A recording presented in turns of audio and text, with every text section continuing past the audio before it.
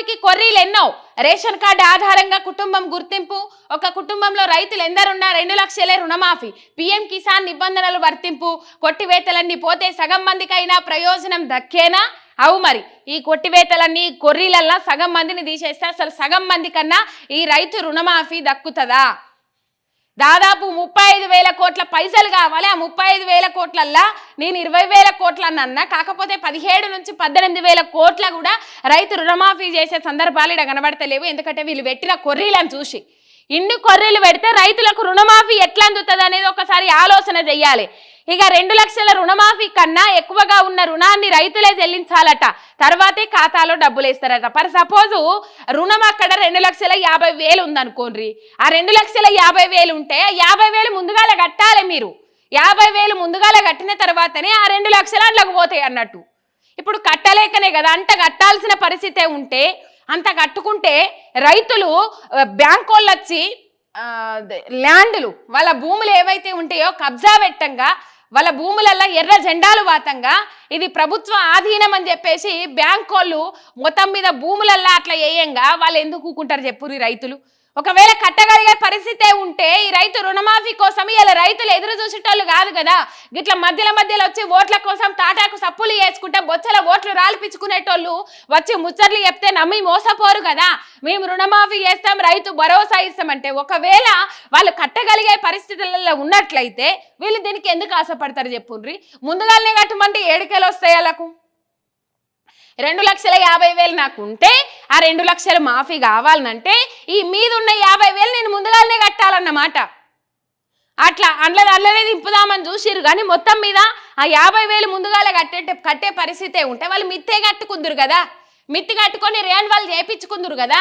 ఎందుకు ఇట్లా బ్యాంకు వాళ్ళు ఇన్ని తిప్పలు పెట్టంగా ఇబ్బందికరమైన పరిస్థితులు తీసుకురాగా చూసుకుంటా ఊకుంటారు? వాళ్ళ దగ్గర కట్టగలిగే స్థితి, శక్తి, సామర్థ్యం ఉన్నప్పుడు కాదు కదా.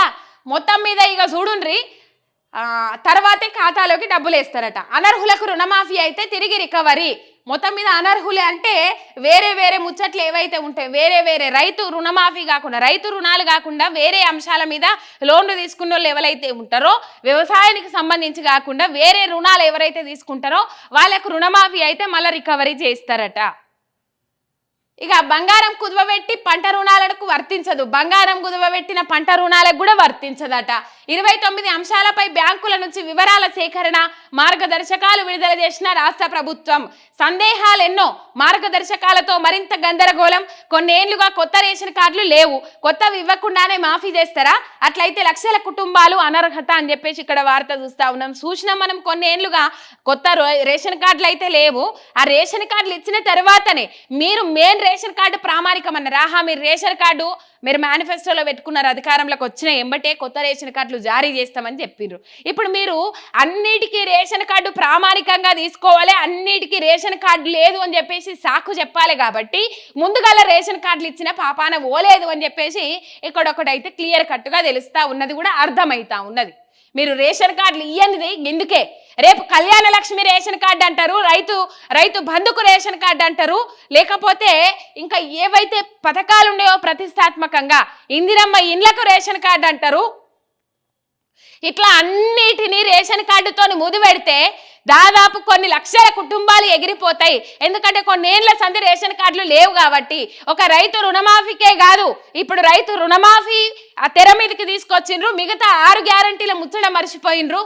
మిగతా 6 గ్యారంటీల ముచ్చట మర్చిపోయి ఇటు నిరుద్యోగులు ధర్నాలు చేసినా ఇగో దీని మీద ఈ గాలిలో కొట్టుకపోతుంది.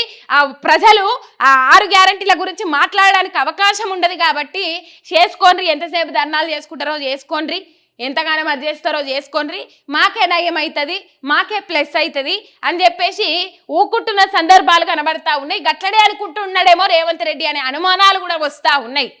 మొత్తం మీద ఇన్ని కొర్రీలు పెట్టుకుంటా పోతా ఉన్నారు. ఇక్కడ అన్నిటికీ రేషన్ కార్డు ముడి పెడితే కొన్ని లక్షల కుటుంబాలు ఎగిరిపోతాయి, అనర్హులుగా మిగులుతారు. అందుకని ముందుగా కొత్త రేషన్ కార్డుల ప్రక్రియ ప్రారంభించలేదు. ప్రజాపాలన దరఖాస్తులలో మీకు రేషన్ కార్డు లేనోళ్ళు ఎవరైతే ఉంటారో వాళ్ళు రేషన్ కార్డు కోసం అప్లికేషన్లో రాసియండ్రి అన్నారు. మళ్ళీ అది ఏడికి పోయిందో తెలియదు. ఈ ప్రజాపాలన దరఖాస్తులు ఎటు ఎగిరిపోయినాయో కూడా తెలియదు. ఏడ చిత్తు కాగితాలల్లో పాత తుక్కు కింద అమ్ముకున్నారో కూడా తెలియదు. అంతగానే కష్టపడి అన్ని రోజులు కష్టపడి మీ సేవల చుట్టూ ఆన్లైన్ సెంటర్ల చుట్టూ తిరిగితే ఇది ఎక్కడ అమ్ముకున్నారో కూడా తెలియదు.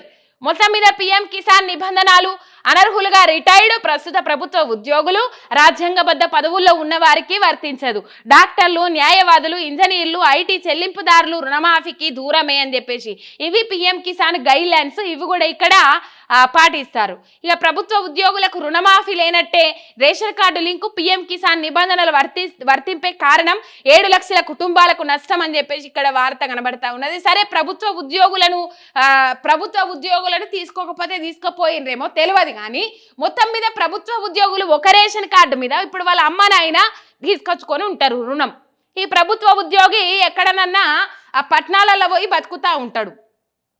అక్కడ మరి అవ్వయ్య మీదనే కదా పడేది భారం. మరి వాళ్ళకు కూడా ఒక రేషన్ కార్డే ఉంటుంది కదా, వీళ్ళకు రేషన్ కార్డు విడిపోయి ఉండదు కదా. అలా ప్రభుత్వ ఉద్యోగి అని చూపెడితే ఇప్పుడు వాళ్ళకు కూడా రేషన్ కార్డు ప్రామాణికం కాబట్టి వాళ్ళకు కూడా రుణమాఫీ ఉండదు. సరే, అసలైన అర్హులను గుర్తించుట్లా మీరు మొత్తం ఫెయిల్ అయ్యారు, అత్తర్ ఫ్లాప్ అయ్యారు. అదొకటి మీరు యాద పెట్టుకోవాలి. రేషన్ కార్డు ప్రామాణికంగా తీసుకుంటే ఎన్నో లక్షల కుటుంబాలకు అన్యాయం జరుగుతుంది. ఎన్నో లక్షల కుటుంబాలకు రైతు రుణమాఫీ అందది. ఇక అందులో పోను ఆ లోన్లు ఈ లోన్లు అనుకుంటా, ఆ లోన్లు తీసుకుంటే మీకు వర్తింపు కాదు, ఈ లోన్లు తీసుకుంటే వర్తింపు కాదని చెప్పేసి ఎంతో మందిని ఎగ్గొట్టే ప్రయత్నం చేస్తూ ఉన్నది ఈ రాష్ట్ర సర్కార్. ఇచ్చింది ఒకటి, చెప్పింది ఒకటి, చెప్పిన అన్ని మర్చిపోయినరు. చేసేటి ఏందో ఇక వాళ్ళకే తెలియాలి. రైట్. ఇక రైతుల వలపోత వదిలి వడపోత పైనే దృష్టి. రైతు భారం కన్నా ప్రభుత్వ భారం తగ్గించుకునే యత్నం. ఎన్నికలకు ముందు చెప్పిందేది, ఇప్పుడు చేస్తున్నది ఏంది? మాట తప్పడం కాంగ్రెస్ కు అలవాటే. హరీష్ రావు అని చెప్పేసి ఇక్కడ వార్త చూస్తా ఉన్నాము. మనకు అది కనబడతా ఉన్నది. నేను ఇంతకు ముందే చెప్పినా, వాళ్ళకు మాట మీద నిలబడితే ఏవో శాపాలు ఉన్నాయి, అందుకని వాళ్ళు మాట మీద నిలబడరు. మొత్తం మీద రైతు భారం కంటే వాళ్ళ భారాన్ని తగ్గించుకునే ప్రయత్నమే చేస్తా ఉన్నారు. ఆర్థికంగా వాళ్లకు భారం తగ్గించుకునే ప్రయత్నం. ఇక్కడ రైతుకు మేలు జరిగినా జరగకపోయినా వాళ్ళకు అనవసరం. రైతుకు ఎంత నష్టం వాటిల్లినా మనకు అనవసరం. మొత్తం మీద 2,50,000 ఉంటే 50,000 ముందుగాల నేను కడితేనే నాకు 2 లక్షల రుణమాఫీ అవుతుంది, లేకపోతే కాదు. అది విడతల వారీగా ఈ కథ ఉన్నది. ఇక మార్గదర్శకాల పేరుతో మభ్యపెట్టే యత్నం. రుణమాఫీ పొందేదెందరు, రేషన్ కార్డు లేనోళ్ళెందరు? కేసీఆర్ చేసిన రుణమాఫీ 29,145 కోట్లు. మరి కాంగ్రెస్ చేస్తున్న రుణమాఫీ ఎంత? నిరంజన్ రెడ్డి అని చెప్పేసి 29,145 కోట్లు. ఈ లెక్కన చూసుకుంటే, ఈ మార్గదర్శకాలను చూసుకుంటే, ఈ కాంగ్రెస్ తీసుకొచ్చిన మార్గదర్శకాలను చూసుకుంటే దాదాపు వాళ్ళు ఒక 15,000 నుంచి 18,000 కోట్ల రుణమాఫీ కూడా చెయ్యరు. ఇప్పుడు అసలు వాళ్ళే చెప్పిండ్రు 35,000 కోట్లు కావాలి రైతు రుణమాఫీకి అని చెప్పేసి వాళ్ళే లెక్కలు చెప్పిండ్రు. 35 నుంచి 40,000 కోట్ల రుణమాఫీ కావాలంటే అన్ని పైసలు కావాలి అని చెప్పేసి వాళ్ళే చెప్పిండ్రు. ఇలా ఇన్ని కొర్రీలు పెట్టుకుంటా దాన్ని 20,000 కోట్లకు కుదించే ప్రయత్నం చేస్తా ఉన్నారు. ఆ 20,000 కోట్లు కూడా ఇస్తారా ఇయ్యరా అనేది కూడా నమ్మకం లేదు. ఇక రేషన్ కార్డు ఉంటేనే రుణమాఫీ. మార్గదర్శకాలు విడుదల చేసిన సర్కార్ ఆందోళనలో రాష్ట్ర రైతాంగం. 2 లక్షల రుణమాఫీకి రేషన్ కార్డు మెలిక. ఎన్నికలకు ముందు ప్రతి రైతుకు చేస్తామన్న రేవంత్. ఇప్పుడు రుణమాఫీకి రేషన్ కార్డు కండిషన్. సర్కారు ప్రకటనతో ఆందోళనలో రైతులు. మాట మార్చారంటూ మండిపాటు. అర్హుల సంఖ్యను తగ్గించే ప్రయత్నం. కొంతమందికి ఇచ్చి అందరికి ఇచ్చేసామని చెప్పుకోవడానికి ఆశల పల్లెకిలో ఊరేగించి మోసం చేసిండ్రు. నిరంజన్ రెడ్డి సరైన సమయంలో రైతులే స్పందిస్తారు అని చెప్పేసి ఇక్కడ వార్త చూస్తా ఉన్నాం. ఇక దాని మీద ఇంతకుముందు మనం ఇవరిదాకా చదువుకున్నాము. ఇక దీని మీద సందేహాలు ఎన్నో అనే అంశాన్ని ఇక్కడ మనం చదువుకుందాం. రాష్ట్ర ప్రభుత్వం రుణమాఫీ మార్గదర్శకాలు ప్రకటించగానే రైతుల్లో పలు సందేహాలు మొదలైనాయి. ఇప్పటికే రేషన్ కార్డును ముడిపెట్టిన సర్కార్ ఈ కింది ప్రశ్నలకు కూడా సమాధానాలు ఇవ్వాల్సి ఉంది. 2018 డిసెంబర్ 12ను కటాఫ్ గా పెట్టారు. ఆ తర్వాత తీసుకున్న రెన్యువల్ చేసుకున్న వర్తిస్తుందని చెప్పిండ్రు. కానీ 2016లో గాని 17లో గాని తీసుకొని 2018లో రెన్యువల్ చేసుకున్న వారు అర్హులేనా? దీనికి సమాధానం చెప్పాలి.